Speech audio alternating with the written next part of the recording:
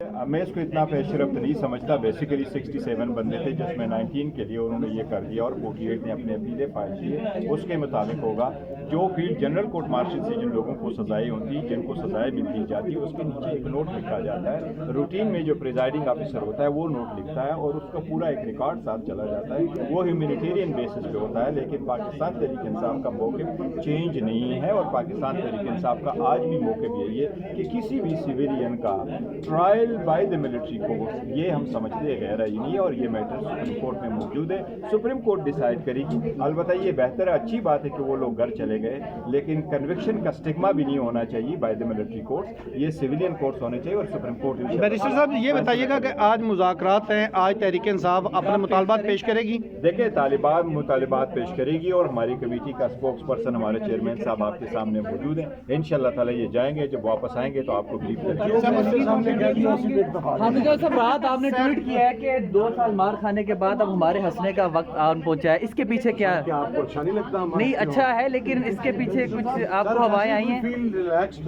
مذاکرات کا کتنا دیکھ رہے, آپ نے ٹائم لائن دی ہے کہ اس دوران مذاکرات قبول نہیں ہو, مذاکرات